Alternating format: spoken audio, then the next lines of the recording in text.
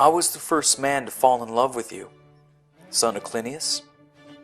And now that the others have stopped pursuing you, I suppose you're wondering why I'm the only one who hasn't given up. And also why, when the others pestered you with conversation, I never even spoke to you all these years. Human causes didn't enter into it. I was prevented by some divine being, the effect of which you'll hear about later on, I'm sure. But now it no longer prevents me. So here I am. I'm confident it won't prevent me in the future either. I've been observing you all this time. I've got a pretty good idea how you treated all those men who pursued you. They held themselves in high esteem. But you were even more arrogant and sent them packing. Every single one of them. I'd like to explain the reason why you felt yourself so superior. You say you don't need anybody for anything, since your own qualities, from your body right up to your soul, are so great, there's nothing you lack. In the first place, you fancy yourself the tallest and best looking man around, and it's quite plain to see you're not wrong about that. Next, you think that yours is the leading family in your city, which is the greatest city in Greece. On your father's side, you have plenty of aristocratic friends and relations who would be of service to you if there was any need. And on your mother's side, your connections are no worse and no fewer. And you have Pericles, son of Xanthippus, whom your father left as a guardian to you, and your brother. You think he's a more powerful ally than all those I mentioned put together. He can do whatever he likes, not only in this city, but anywhere in Greece, and also in many important foreign countries. I will also mention your wealth, but I think that's the least of the reasons you hold yourself in high esteem. You bragged about all those things and got the better of your suitors. They didn't measure up and came off the worse. You knew what was going on. And so, I'm sure you're wondering what I could possibly have in mind. Why don't I give up on you? The others have all been sent packing, so what do I hope to achieve by persisting? Yes, Socrates, perhaps you don't realize that you've just taken the words out of my mouth. I had already decided to come and ask you that very question. What could you have in mind? What do you hope to achieve by bothering me, always making so sure you're there wherever I am? Yes, I really do wonder what you might be up to, and I'd be very glad to find out.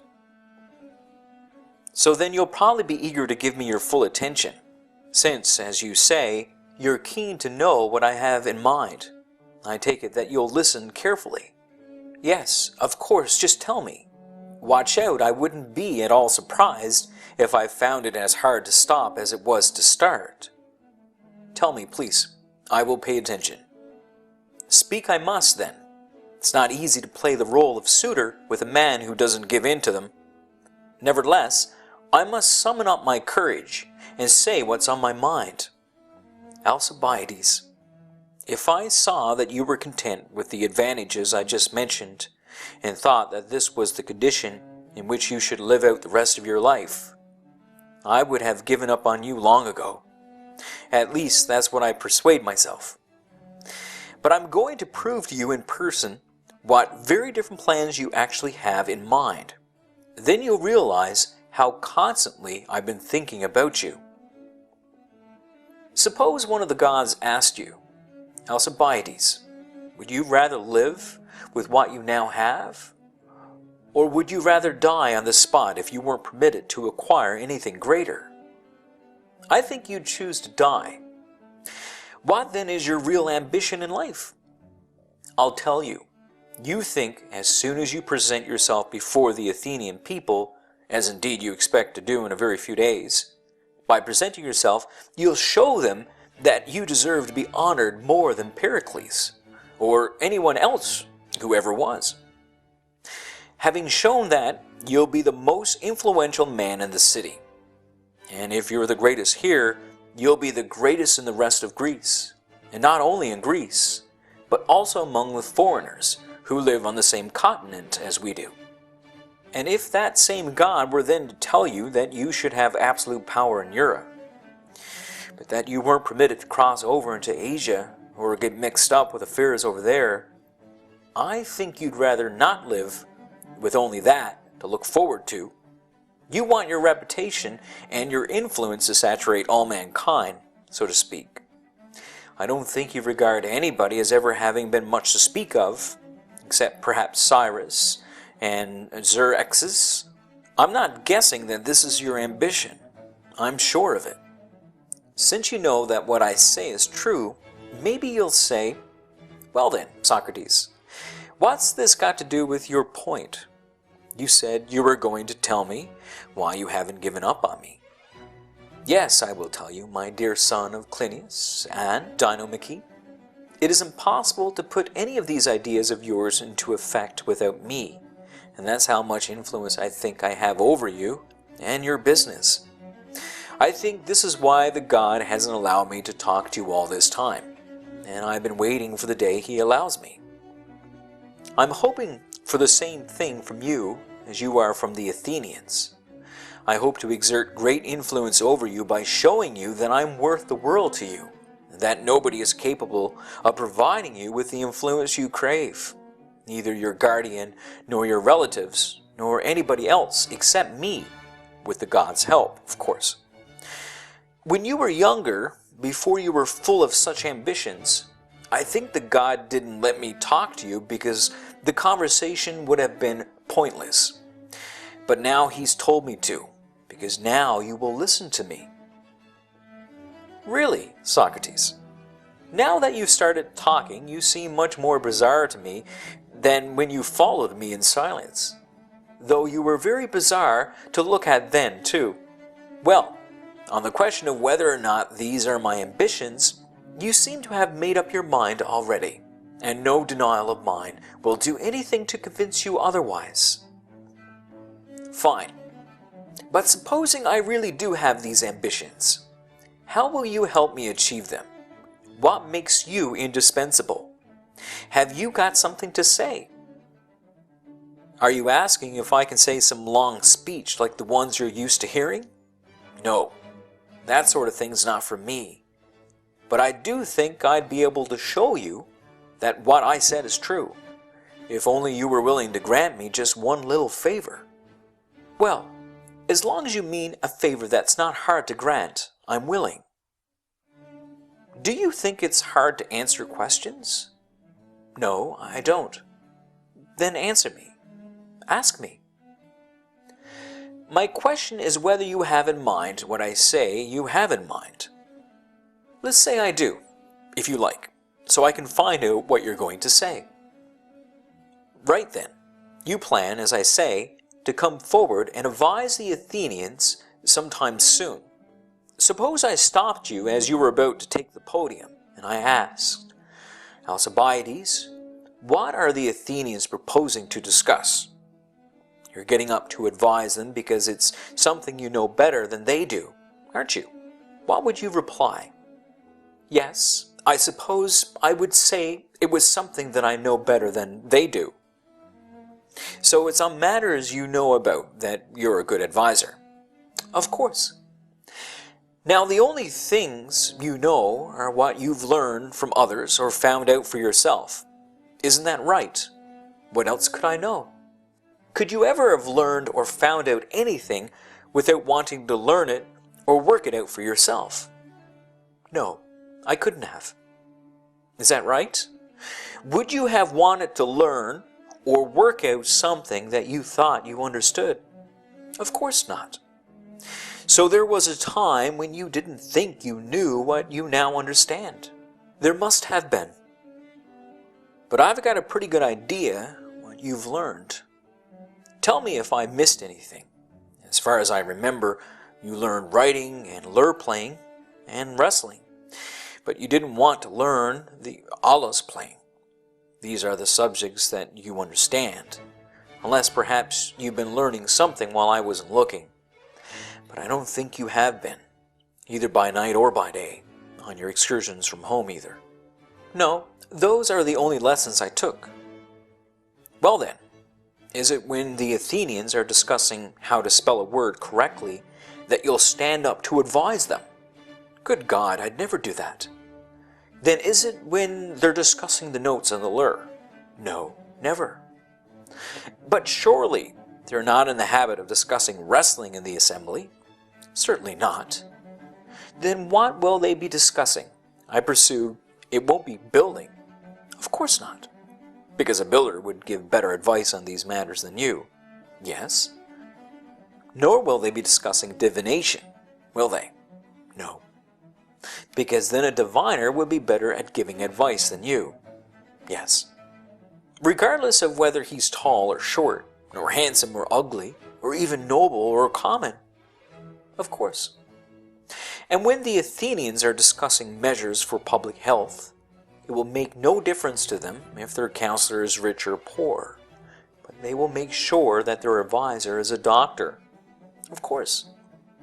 I suppose that's because advice on any subject is the business not of those who are rich, but of those who know it. Quite reasonably so.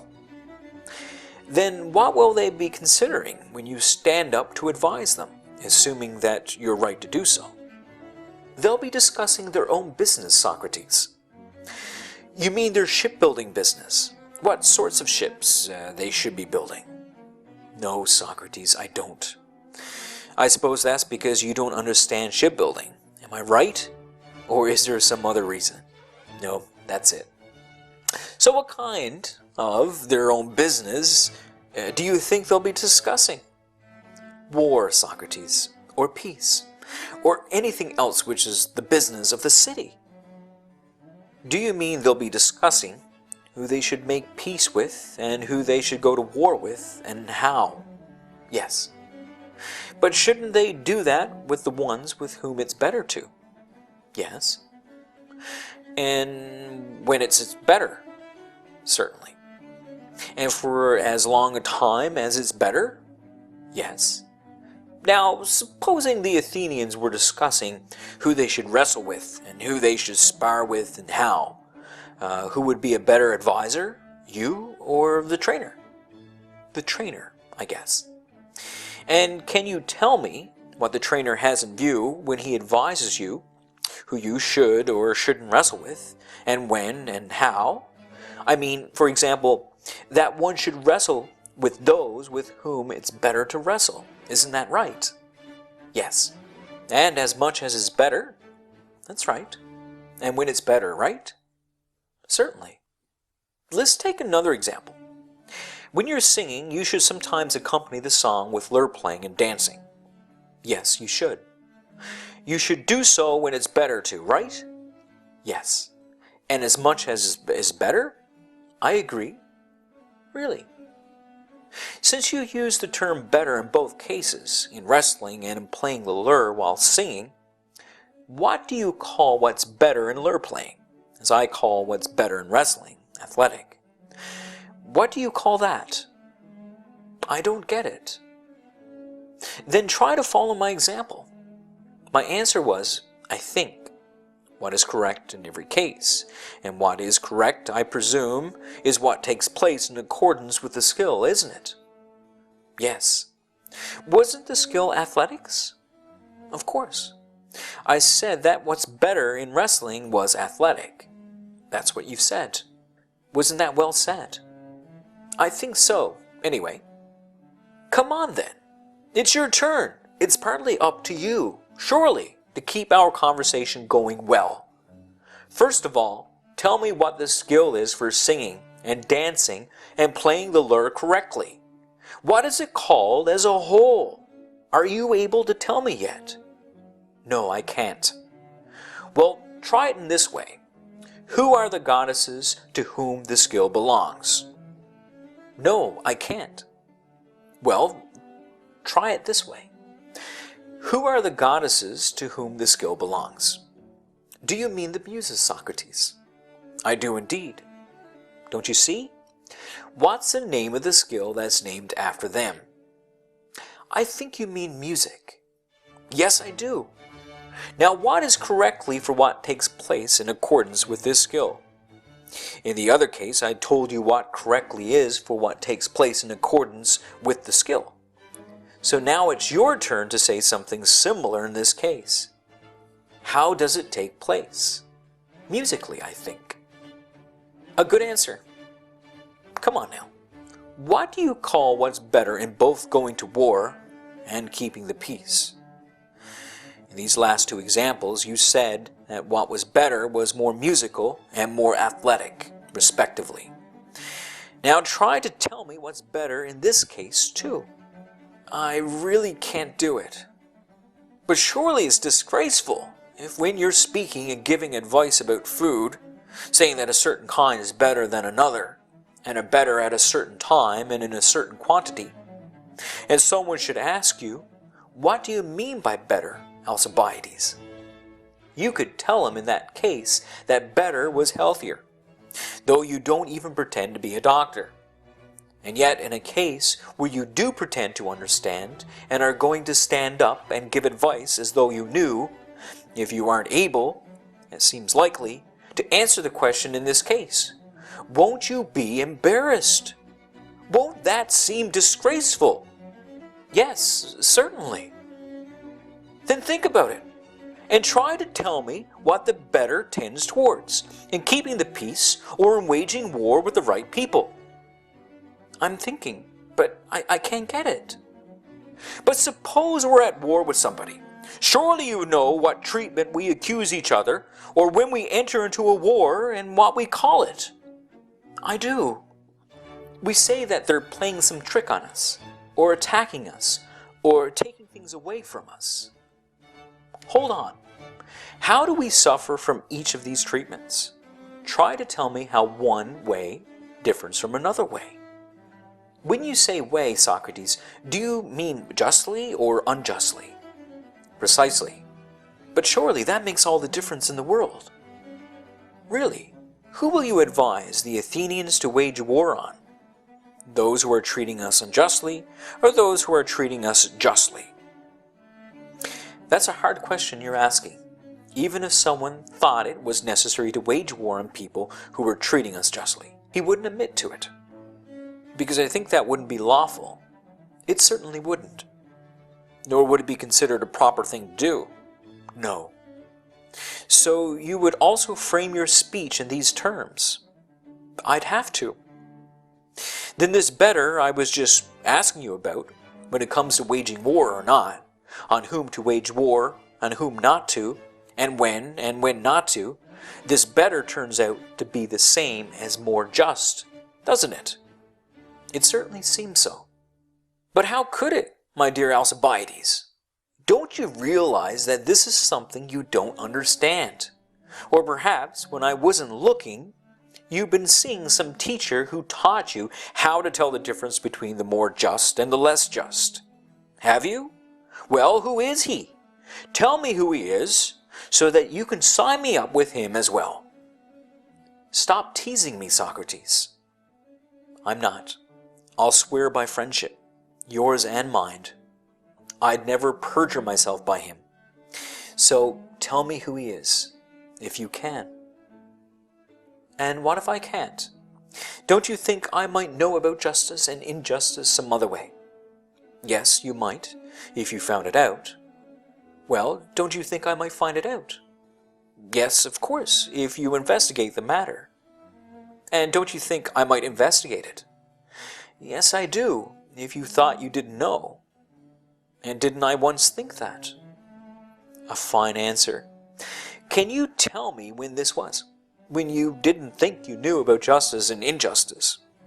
Well, was it last year that you were looking into it and didn't think you knew? Or did you think you knew? Answer me truthfully, or else our conversation will be a waste of time. Yes, I thought I knew. Didn't you think the same thing 2 years ago, and 3 years ago, and 4?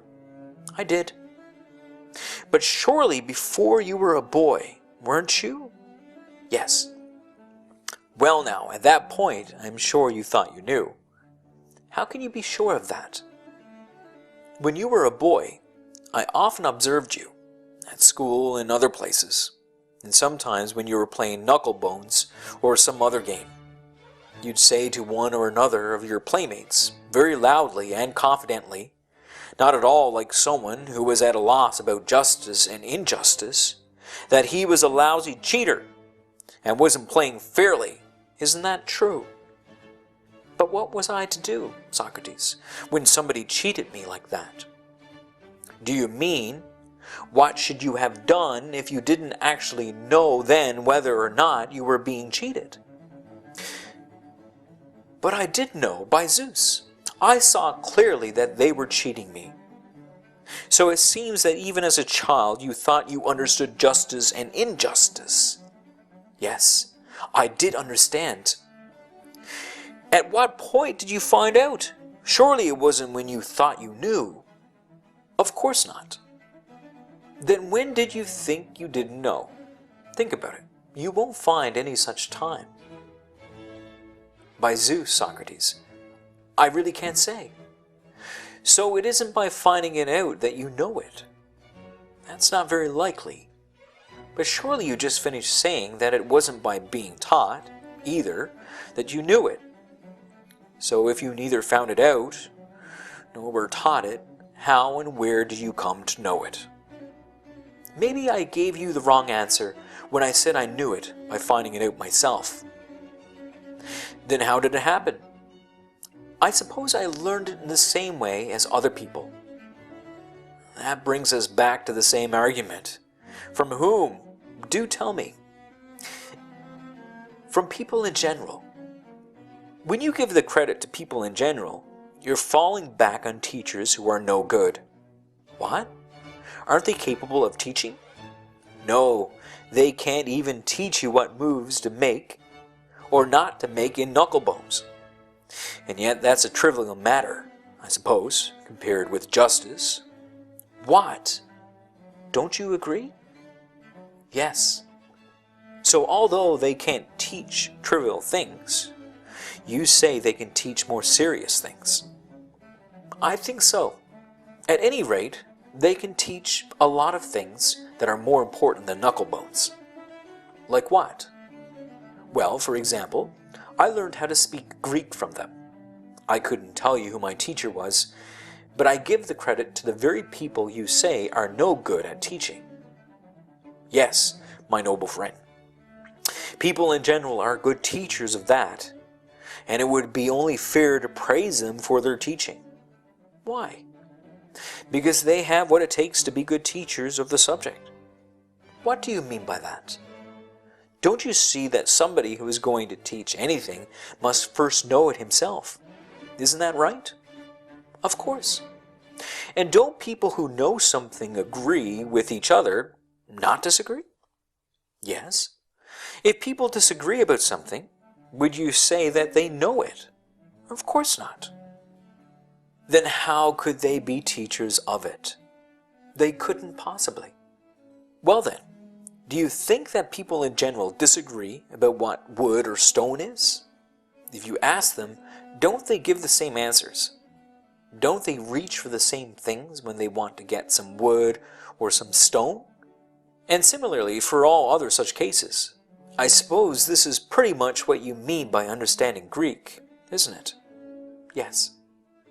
So they agree with each other in these cases, as we said, and with themselves when acting privately. But don't they also agree in public? Cities don't disagree with each other and use different words for the same things, do they? No. So it's likely that they would make good teachers of these things. Yes. So if we wanted somebody to know these things, we'd be right to send him to lessons given by these people in general.